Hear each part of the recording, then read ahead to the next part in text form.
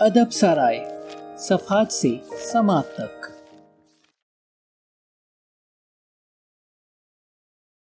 اب تک کے ساتھ اور تعاون کا شکریہ، مزید تعاون کے منتظر۔ ادب سرائے، جینے کی وجہ، پارٹ 8۔ نفیس سی سادگی، سوفسٹیکیٹڈ سمپلسٹی۔ کیا آپ کو معلوم ہے کہ جاپان کے انجینئرز، کاریگر، ذہین فلسفیوں اور کھانوں میں کیا چیز قدرے مشترک ہے؟ ان کی سادگی اور تفصیل بخش توجہ۔ یہ ایک سست سی، ناکارہ سی سادگی ہرگز نہیں ہے، بلکہ یہ تو ایک نفیس سی سادگی ہے جس کا کام ہر وقت نئے محاذوں اور نئے طرز عمل کو تلاش کرنا ہے، جو کہ ہر وقت ذہن کو، جسم کو، چیزوں کو، یہاں تک کہ کھانے کے لیول کو بھی اوپر کی طرف لے کر جاتا ہے، بالکل ہر ایک کی اکیگائی کے مطابق ترقی فراہم کرتا ہے۔ جیسے کہ میہالی نے کہا کہ ہر وقت ایک با مقصد چیلنج آپ کے سامنے ہونا چاہیے جس کو آپ نے حاصل کرنا ہے۔ یہ چیز آپ کو اپنے بہاؤ کو برقرار رکھنے میں مدد فراہم کرتی ہے۔ جیرو ڈریمز آف سوشی پر بننے والی ایک دستاویزی فلم ہمیں ٹوکومی کی ایک اور مثال پیش کرتی ہے۔ اس وقت جب ہم کچن میں ہوں، اس کا مرکزی کردار تقریباً 8 سال تک ہر روز سوشی بنانے میں لگا رہا اور آخرکار ٹوکیو میں ریلوے اسٹیشن کے قریب ایک بہت مشہور اور چھوٹا سا سوشی کا ریسٹورنٹ کھول لیا۔ وہ اور اس کا بیٹا ہر روز مچھلی بازار جاتے اور وہاں سے بہترین مچھلی خرید کر ریسٹورنٹ میں واپس لوٹتے۔ ڈاکومنٹری فلم میں ہم دیکھتے ہیں اس کے ایک شاگرد نے ٹماگو یعنی ایک باریک سا میٹھا آملیٹ بنانا سیکھ لیا ہے۔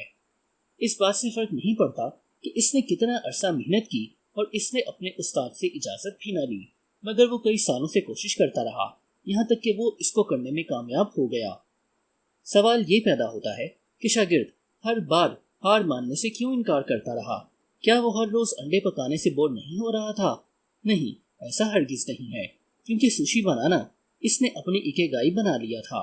جیرو اور اس کا بیٹا دونوں ہی بڑے فنکار تھے، دونوں ہی کبھی بھی چیزوں کو پکانے سے نہیں تھکتے تھے، کیونکہ انہوں نے بہاؤ کو پا لیا تھا، لہٰذا جب بھی وہ کچن میں ہوتے تھے یہی ان کی خوشی تھی اور یہی ان کی اکیگائی۔ انہوں نے یہ سیکھ لیا تھا کہ کیسے اپنے کام سے لطف اندوز ہونا ہے، یعنی وقت کے شعور سے باہر نکل کر اپنے کام سے لطف اندوز ہونا۔ باپ اور بیٹے کے درمیان اچھے تعلقات ہونے کے علاوہ وہ کون سی چیز تھی جس نے ان کو ہر دن اپنے چیلنج کے ساتھ جوڑ کر رکھا؟ وہ چیز یہ تھی کہ وہ لوگ ایک خاموش اور پرامن ماحول میں کام کرتے تھے، جو چیز ان کو مکمل طور پر باشعور اور باغور ہونے میں مدد دیتی تھی۔ میشلن ہوٹلوں کو ریٹنگ دینے والا ادارہ کی طرف سے 3 سٹار کا تمغہ امتیاز ملنے کے بعد بھی انہوں نے نہ اپنے بزنس کو بڑھانے کی چاہت کی اور نہ ہی کسی اور مقام پر کوئی برانچ اوپن کی۔ وہ اپنے چھوٹے سے ہوٹل پر ایک وقت میں صرف 10 گاہکوں کو ڈیل کرتے تھے۔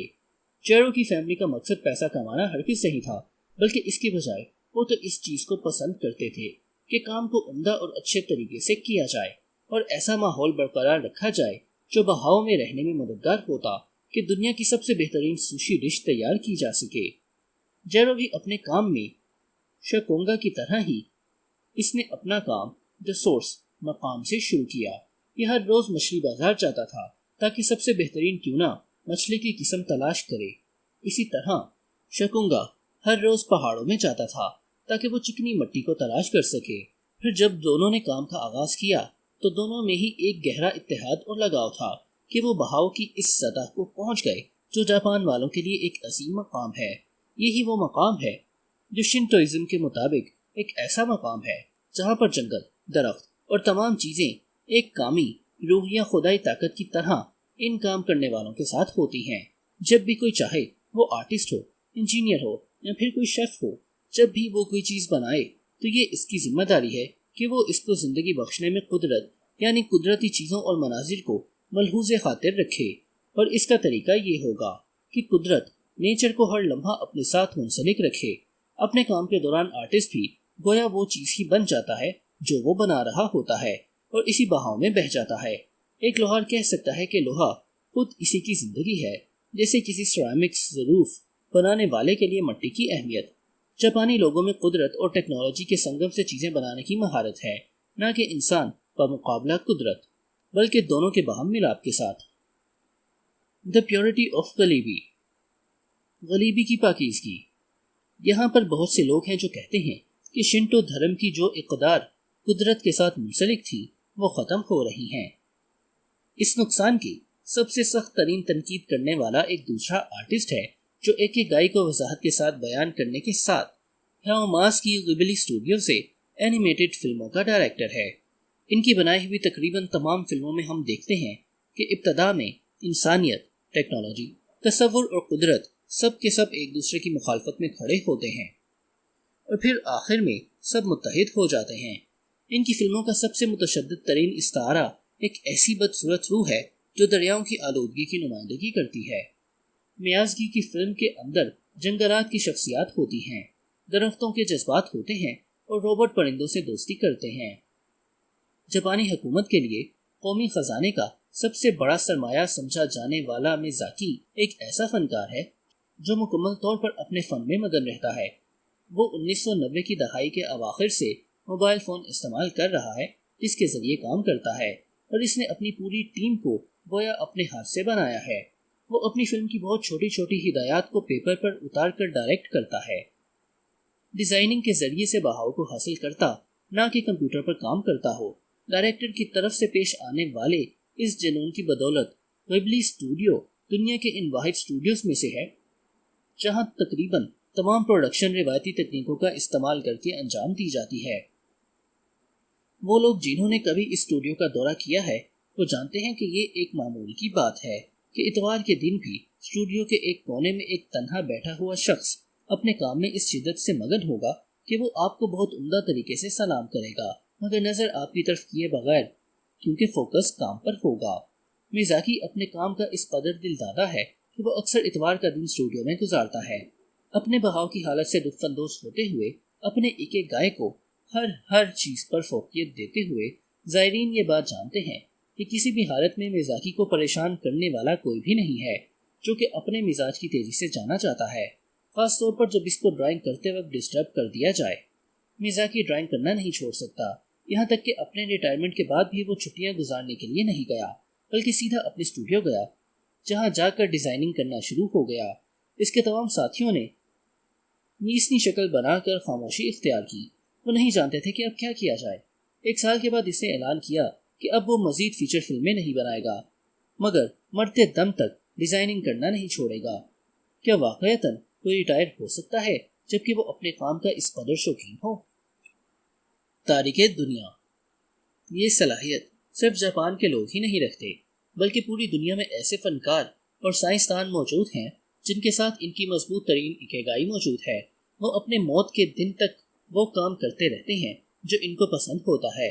وہ آخری چیز جو آئنسٹائن نے اپنی موت سے قبل لکھی تھی وہ ایک فارمولا تھا جس نے کائنات کی تمام قوتوں کو ایک نظریہ کے اندر متحد کرنے کی کوشش کی تھی۔ جس وقت وہ فوت ہوا اس وقت بھی وہ وہی کام کر رہا تھا جس سے اس کو پیار تھا۔ وہ کہتا تھا کہ میں ماہر فزکس نہ ہوتا تو میں میوزیشین ہونے میں خوشی محسوس کرتا، لہذا جب بھی وہ فزکس اور میتھ سے لطف اندوز نہ ہوتا تو وہ وائلن بجاتا۔ خوشی فراہم کرنے کے لیے اپنے فارمولا پر کام کرتے ہوئے یا پھر میوزک بجاتے ہوئے بہاؤ کی سطح کو حاصل کرنا اس کی گویا دو اکیگائی تھی جو کہ اس کو لامحدود خوشی فراہم کرتی تھی۔ بہت سے ایسے فنکار جن کو لوگ دوسروں سے نفرت کرنے والا یا پھر آرام پسند سمجھتے ہیں مگر معلوم ہے کہ اصل میں وہ کیا کر رہے ہوتے ہیں، وہ اصل میں اپنے اس وقت کو محفوظ کر رہے ہوتے ہیں جو ان کو خوشی مہیا کرتا ہے، اور بعض اوقات اپنی زندگی کے بعض پہلوؤں پر اظہار محبت اور مسرت کرنے کے لیے وہ ایسا کرتے ہیں۔ یہ وہ لوگ ہیں جو دنیا سے اوپر کے ماحول میں رہتے ہیں، جو بہاؤ کے تمام اصولوں کو اپنی زندگی کی انتہاؤں تک لاگو کرتے ہیں۔ اسی قسم کے لوگوں کی ایک دوسری مثال معروف ناول نگار ہیروکی ماروکامی ہے۔ یہ اصل میں دوستوں کا ایک چھوٹا سا گروپ تھا مگر چند ہی سالوں میں پورے جاپان پر اپنی معرفت کی وجہ سے چھا گیا۔ فنکار اس بات کو بخوبی جانتا ہے کہ کس طرح اپنی جگہ یعنی مقام کی حفاظت کرنی ہے اور کس طرح اپنے ماحول کو اپنے قابو میں رکھنا ہے، اور خلفشار سے فری ہونا کس قدر ضروری ہے اگر تو آپ اپنے بہاؤ کے ساتھ اکیگائی کو انجوائے کرنا چاہتے ہیں۔ مائکرو فلو، جسمانی ٹاسک سے لطف اندوز ہونا۔ مگر سوال یہ ہے کہ اس وقت کیا ہوتا ہے جب یہ سوال ہو کہ لانڈری کرنی ہے، لان کا گھاس صاف کرنا ہے یا پھر کوئی کاغذی کارروائی کرنی ہے؟ کیا یہاں کوئی ایسا طریقہ بھی ہے جو ان کاموں کو لطف اندوز بنا کر پیش کرے؟ شنجوکو سب وے اسٹیشن کے قریب ٹوکیو کے اعصابی مراکز میں سے ایک میں ایک ایسی سپر مارکیٹ ہے جو آج بھی لفٹ آپریٹرز کو ملازمت دیتی ہے۔ وہاں کی لفٹ بہت آسان ہے جو گاہک بھی آسانی سے چلا سکتے ہیں، مگر اسٹور والے اس بات کو اہمیت دیتے ہیں کہ گاہک کے لیے دروازہ کھولنے کی خدمت بھی فراہم کرنی چاہیے۔ آپ کی منزل کے لیے بٹن دبانا اور جب آپ لفٹ سے نکلنے لگیں تو آپ کے لیے جھک جانا، یہ ان کی خدمات میں سے ہے۔ اگر آپ وہاں سے معلومات لیں تو آپ کو معلوم ہوگا کہ یہاں ایک لفٹ آپریٹر جو 2004 سے وہاں جاب کر رہی ہے وہ ہمیشہ اپنے کام میں مسکراتی اور پرجوش نظر آتی ہے۔ وہ اس طرح کی نوکری سے خود کو کیسے لطف اندوز کرتی ہے؟ کیا وہ اس عمل کو بار بار کرنے سے بوریت کا شکار نہیں ہوتی؟ انتہائی قریب سے معائنہ کرنے پر معلوم ہوگا کہ وہ صرف بٹن کو نہیں دباتی بلکہ وہ تمام سلسلے کے کاموں کو انجام دیتی ہے۔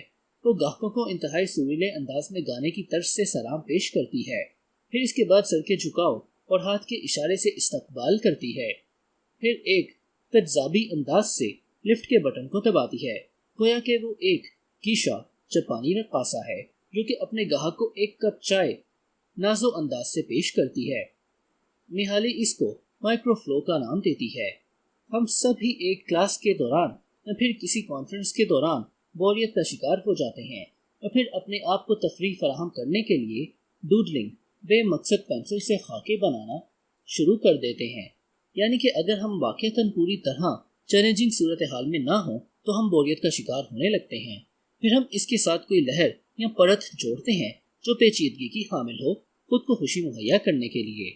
ہماری روٹین کے کاموں کو مائکرو فلو کی حالت میں منتقل کرنے کی ہماری قابلیت یا پھر کسی بھی ایسی چیز میں منتقل کرنے کی ہماری قابلیت جس سے ہم لطف اندوز ہوں، یہ ہماری خوشی کی بنیادی کلید ہے۔ چونکہ ہم سب کو اس طرح کے کام سر انجام دینے ہیں، یہاں تک کہ بل گیٹس بھی ہر رات برتن دھوتے ہیں۔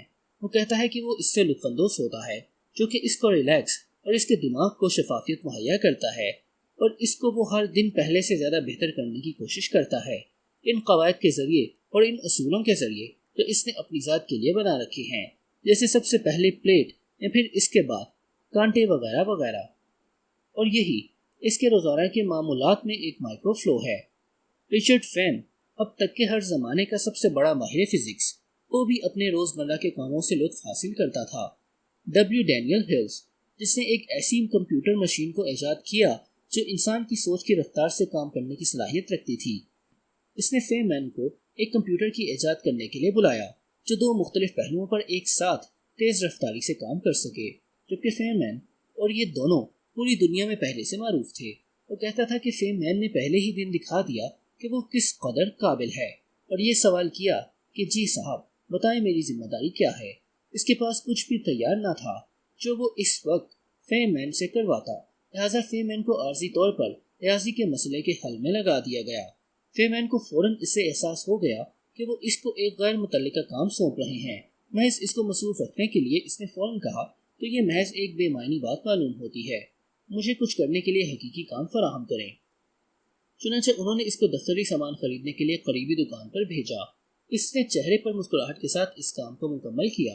جب اس کے پاس کوئی اہم کام کرنے کو موجود نہ تھا اور اپنے دماغ کو آرام دینے کی ضرورت تھی تو فے مین نے دفتر کے دیواروں کو پینٹ کرتے ہوئے خود کو مائکرو فلو میں ڈھالا۔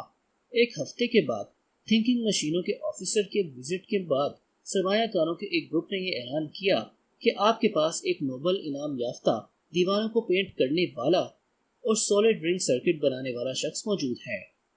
فوری تعطیلات، مراقبے کے ذریعے حصول منزل، انسٹنٹ ویکیشنز، گیٹنگ دیر تھرو میڈیٹیشن۔ دماغ کی تربیت ایک ایسا عمل ہے جو بہاؤ کے حصول میں مددگار فراہم ہوگا۔ مراقبہ ہمارے دماغی اعصاب کی ورزش کا ایک بہترین طریقہ ہے۔ مراقبہ یعنی میڈیٹیشن کی بہت سی اقسام ہیں اور سب کا بنیادی مقصد ایک ہی ہے کہ ذہن کو پرسکون کیا جائے۔ اپنے خیالات اور جذبات کا مشاہدہ کرنا اور کسی ایک چیز پر اپنی توجہ کو مرکوز کرنا۔ بنیادی مشق میں آپ کو کمر کو سیدھے کر کے بیٹھنا ہوتا ہے اور اپنی سانسوں پر توجہ دینا ہوتا ہے۔ ہر کوئی یہ کام کر سکتا ہے اور آپ صرف ایک سیشن کے بعد ہی بہت اچھا محسوس کریں گے۔ اپنی توجہ کو اپنی ناک کے ذریعے اندر آنے اور باہر جانے والے سانس پر مرکوز کرنے سے آپ خیالات کی روانی کو سست کر سکتے ہیں اور اپنے ذہنی افق کو صاف کر سکتے ہیں۔ ادب سرائے۔